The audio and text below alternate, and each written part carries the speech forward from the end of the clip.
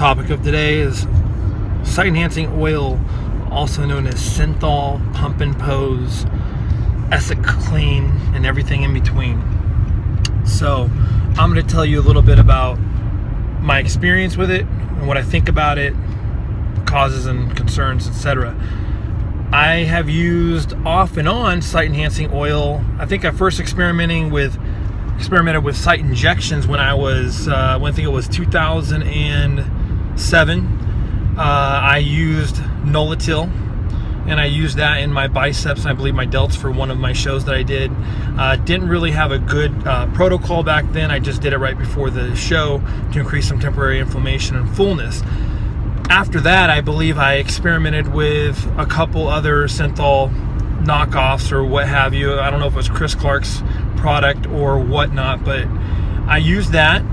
And here's the honest to God truth. Everyone that's seen me, in the last 3 years,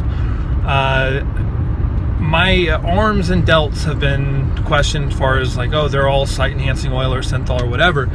The truth of that really is that my delts and arms and my fullness was really attributable to the introduction of growth hormone in 2012. That's whenever things really blew up.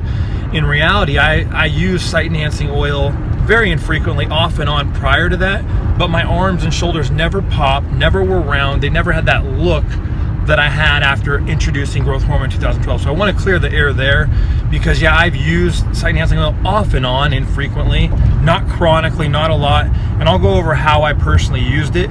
But my explosion as far as my arms and delts was 100%. As soon as I started doing GH, like I've told people, some people respond really favorably and have a great response, and some people just don't get much out of it. I personally kind of exploded intracellularly. So Synthol, will it actually enhance muscle growth or have permanent tissue accrual as far as expanding the fascia, some people have heard, and then of course accruing the muscle with anabolics, growth hormone, to replace the stretched out fascia, the space from the oil? Once it dissipates, will the muscle actually fill that gap?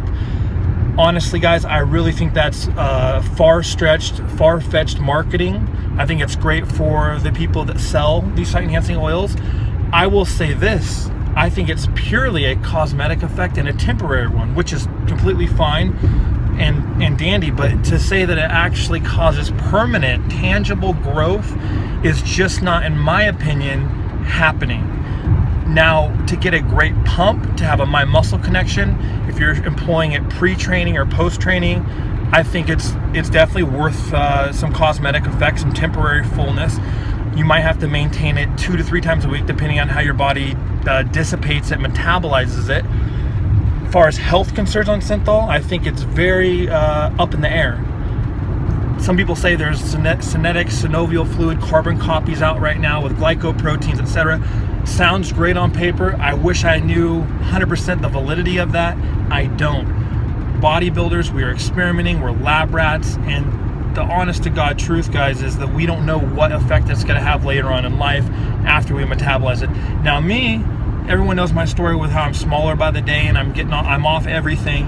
My arms have shrunk a lot, obviously, from no growth hormone, no steroids, no nothing, no site enhancing oil, but I still have decent arms. My arms weren't all site enhancing oil or any of that stuff, so it definitely doesn't have a lasting effect where my arms are blown up from the oil. Like I said, that was all negligible. It was temporary. So let's talk about kind of how I used it. What I personally did, and this is the truth whether you want to believe it or not, I would use it infrequently. So I would use, let's say for example, 2 to 3 cc's in each head of the bicep. So before like a back or arm day, you'd go 3 cc's or 2 cc's, whatever, in the outer head and the inner head and the top area of the bicep. So just 2 shots per arm, 4 shots total, and then go train your arms regarding whether bicep direct work or indirect work from back. And that would happen occasionally, more so in earlier 2000s, like 2007 to 2009, I was doing biceps here and there. I really didn't like it after a while. I thought it was super disruptive to my training and my nerves, and like I just didn't like the pain that I felt from the biceps. So after that, after doing infrequent bicep, I started sticking to just triceps after 2012 or 13, and I really didn't hit biceps at all. I would hit my triceps, just the posterior, the low hanging head. Whenever you do a front double, the lowest hanging part, the bottom portion, you hit that directly with 2 to 3 cc's, whatever you're comfortable with, and then I would go train triceps or chest or shoulders, and I really honestly would do that. The most I do it was 3 times a week, and then just seldomly once a week or occasionally, because like I said, my arms just naturally blew up from the growth hormone.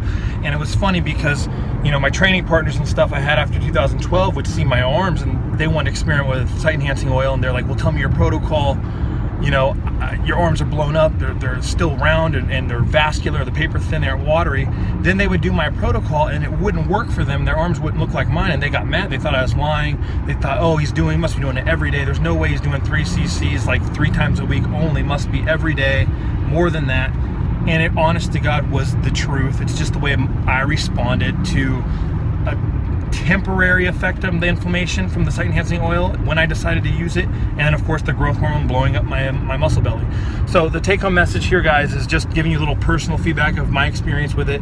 I used it infrequently, as much as 3 times a week, as little as once a week to once every other week, and my growth or my response for my arms and delts was attributed to growth hormone, straight up.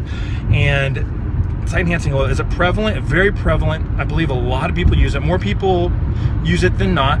I will say that a lot of pros, it's 50-50. I work with pros and I work with amateurs, and amateurs, like you're gonna hear from other people that are in the know, are a lot more aggressive, a lot more reckless than a lot of the pros with good genetics, and that's just a fact.